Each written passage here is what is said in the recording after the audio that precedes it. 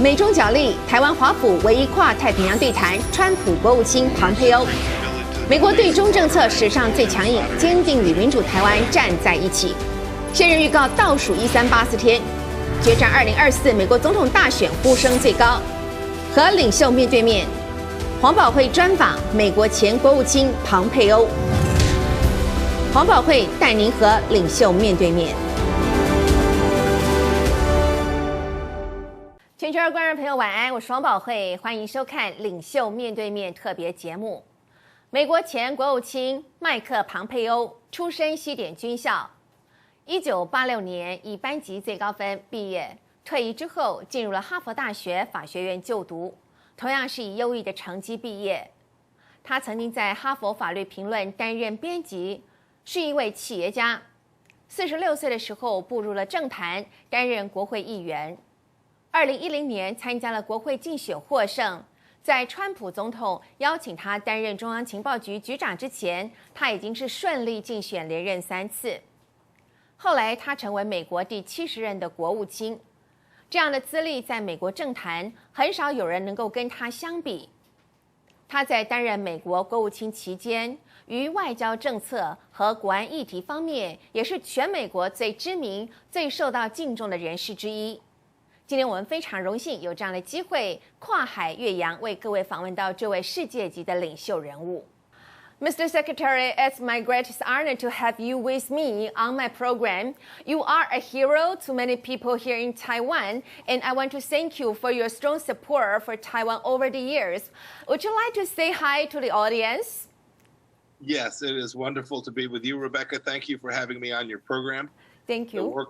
The work that my team and I did over these last years was really important. And the work that the people of Taiwan have done to secure their democracy, to secure their freedom.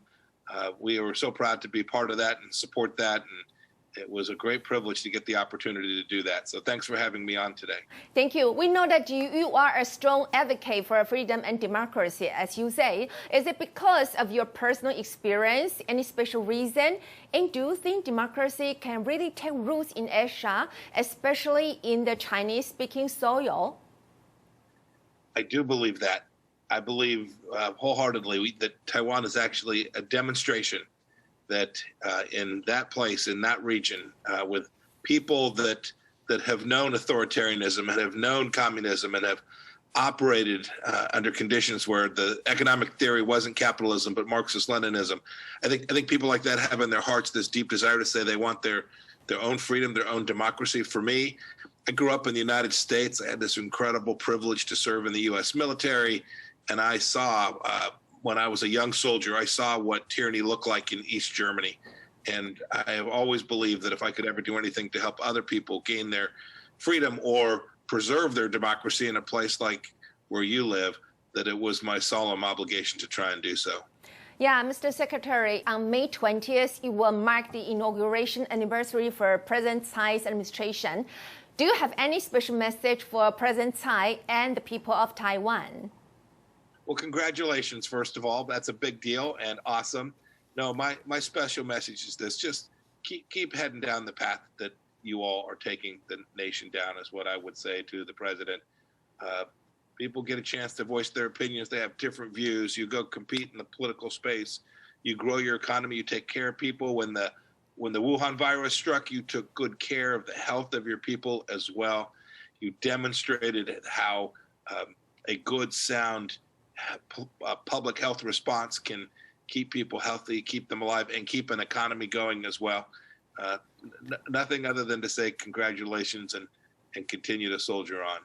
Yeah, however, Mr. Secretary, over this weekend, the pandemic broke out in Taiwan, and the people in Taiwan now realize that we are in desperate need of vaccines. Is there any way for you to help Taiwan to acquire more vaccines as soon as possible at this critical moment? Well, I'm out of the business of having the ability to impact our government directly, but I'm confident that you and your commercial sector will figure out a way to get that. I watched each time, and we know this. We know with this virus, it can flare up. We can take responses. We can handle it in a way now that the mortality rate is very low compared to where it was 6 months or 8 months or 10 months ago in most parts of the world. We need to continue to build that out. This is, in fact, a global phenomenon. We're going to have to get billions of vaccines. We are still producing them in the hundreds of millions. There's an awful lot more work to do. I hope that countries all across the world will take up the cudgel, that will work hard. We will get contracts to manage against the IP from these two countries, and we will get contractual relationships that build out the conditions where every human being in the world who wants a vaccine can ultimately get one. Yes, you are the longest-serving Secretary of State during President Trump's term, and you took a very strong attitude towards China, and the conflicts between the U.S. and China have surfaced ever since. Why did you take this attitude, and how do you respond to the criticisms from the CCP? Well, the criticisms are a part of their disinformation campaign. It's part of their information warfare effort. The world knows. This is a confrontation between freedom-loving people, the rule of law, property rights, the values that the West, and when I say the West, I'm speaking of a concept, of a way of life that we all know. It's a challenge between the West and an authoritarian regime that wants to deny people their religious freedom, deny people their political freedoms, deny people their political freedoms. We can't allow that to become the dominant motif of the world. It's why we pushed back so hard against the Chinese Communist Party. I am convinced that most people in China want it that way as well. We need to continue to work together.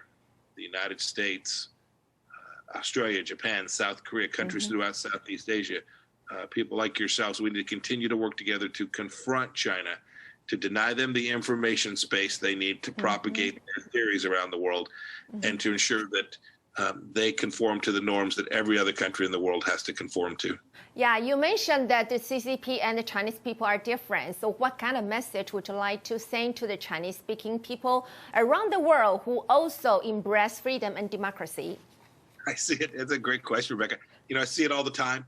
I see American citizens who have family members that are living in China who came over from China themselves. When I traveled as Secretary of State, I saw people of Chinese descent all across the world. They know what's going on in their country. They know that it is a surveillance state denying freedom to their families. Those who are of religious minorities, including the Uyghurs in the West, who are having a genocide committed against them. These people understand that the rule of Xi Jinping and the Chinese Communist Party is not good for them, and they need the world to unite to demand China behave in a way that's consistent with global norms. And I'm confident that the Chinese people will ultimately have that delivered to them. They so richly deserve it, as does every other human being. When serving as Secretary of State, you were Taiwan's strongest advocate, and by supporting various bills so friendly to Taiwan. Why do you support Taiwan so much, and what does Taiwan mean to the U.S.? So it's an important element that the United States continue to uphold its obligations in the way that we'd committed to now decades ago. So our administration did that, full stop. We provided contract to sell F-16s. We provided defensive weapon systems.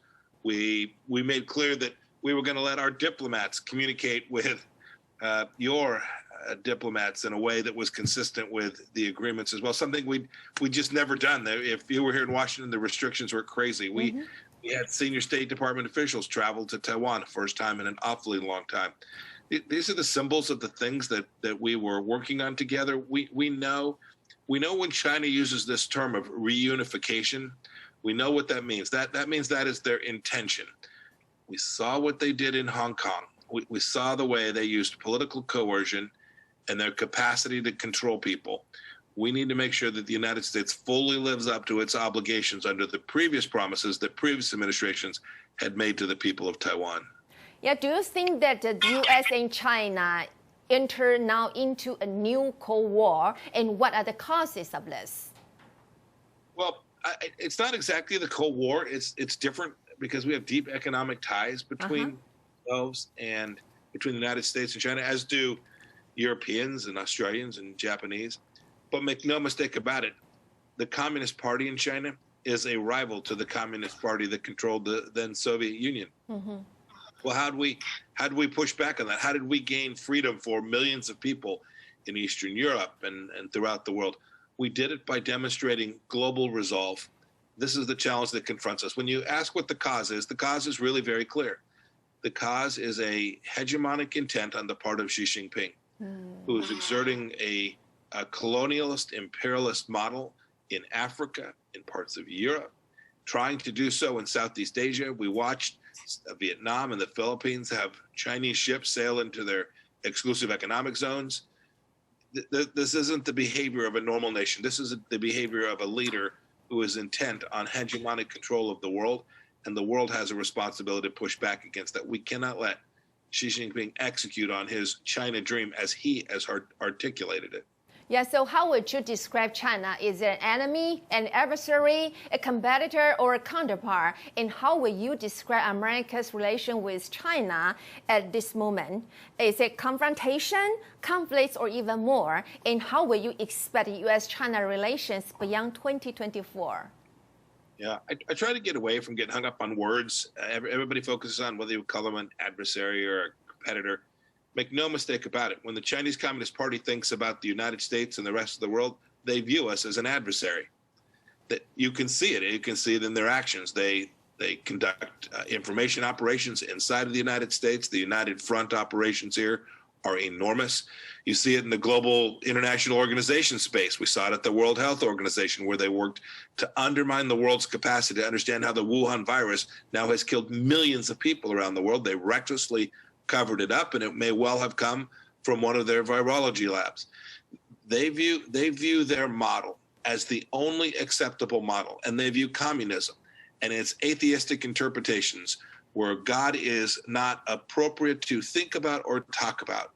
They view this as their central operating principles. Xi Jinping has made this clear. We should take him at his word, and that is going to mean a united effort by countries all across the world, whether it's India or Australia or Japan or South Korea. We must demand that Xi Jinping stop these efforts, that the Chinese Communist Party stops its efforts to build out a global empire where they believe they can shut off trade across the South China Sea. These things are unacceptable. So whatever label one places on the relationship, one needs to take actions that are consistent in responding to what Xi Jinping intends for the world.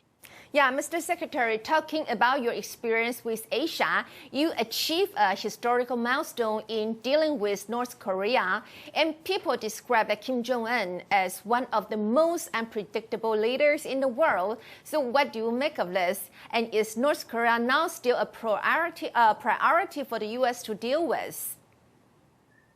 Anytime we have a nation state with a nuclear weapon, and the risk that they will proliferate that nuclear capability across the world is something that the United States, the world must deal with, must have as a priority. We did make some progress. There remains an awful lot of work to do. They have continued not to conduct long-range missile tests. That's good. They're conducting short-range tests. They've started that program up again. That's not good. They've not conducted a nuclear test in an awfully long time. I'm happy that we were able to reach those agreements. But in the end, the North Korean people deserve a better life. It's what we proffered to Chairman Kim when President Trump met with him. I hope that Chairman Kim can come to see that that's the best solution for the people of North Korea and for the security of North Korea as well. Yeah, Mr. Secretary, you have made tremendous achievement when serving as Secretary of State. And what is your most important legacy? And what would you like to be described in history books?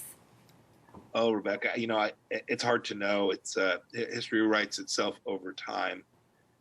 We did, for the first time in recent American history, acknowledge what it is we've been talking about today, that there is a Communist Party in China that is firmly in control, that it has intent that expands far beyond dominance of its own people.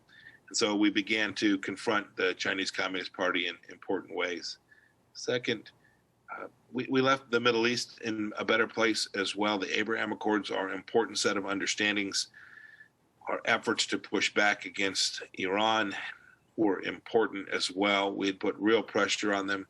Sadly, in my view, the current administration is taking a different pose, a different path with respect to Iran today. And then finally, I championed human rights and religious freedom all around the world. We defended the people of Hong Kong when they were under attack.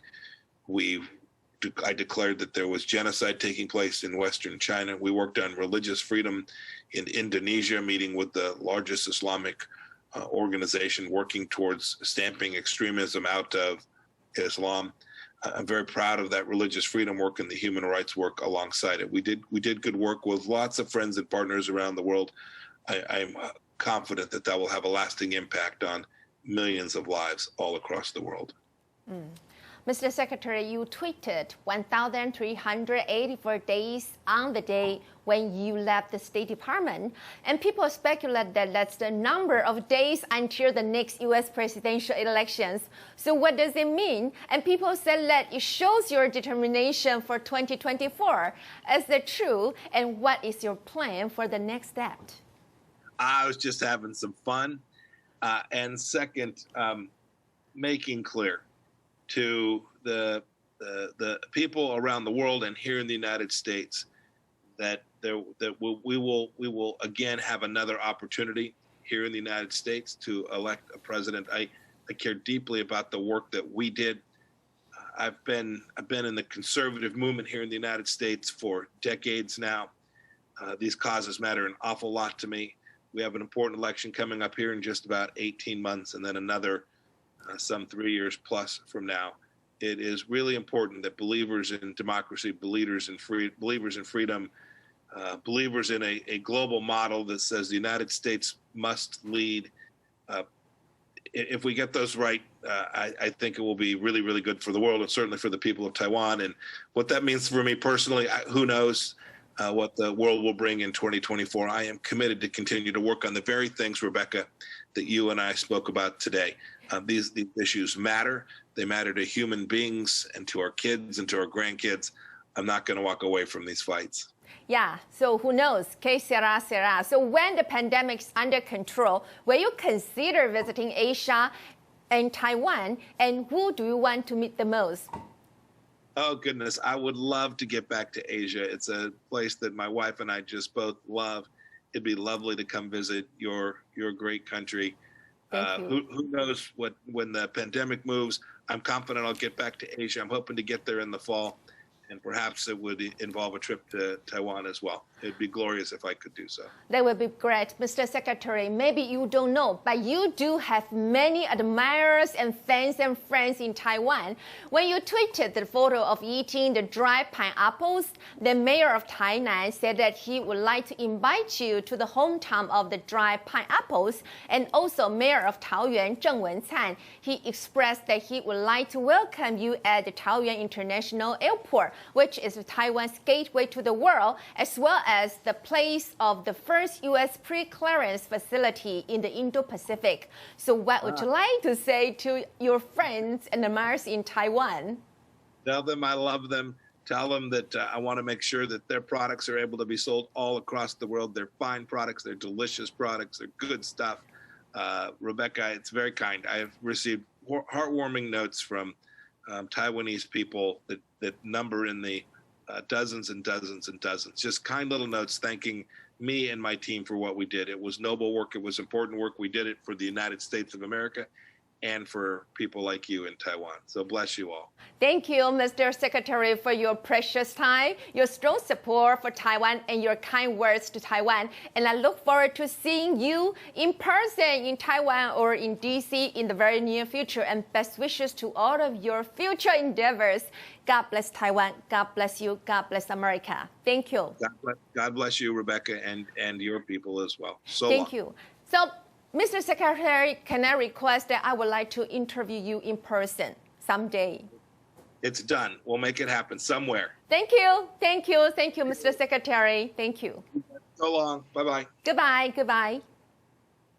虽然庞培欧的国务院生涯随着川普政府的离任而正式谢幕，但是他在卸任之后，就在推特上的首次发文留下了神秘的数字1384天，引发了美国网友的热议。在今天我们专访当中，对于他是否已经准备好要问鼎2024年的美国总统大位这件事情，他依然留下了许多想象的空间。但是随着时间一天天的过去，庞佩欧的下一步越见清晰。相信这位美国的政坛巨星会为世界带来更多的惊喜。我是黄宝慧，我们下次领袖面对面再会。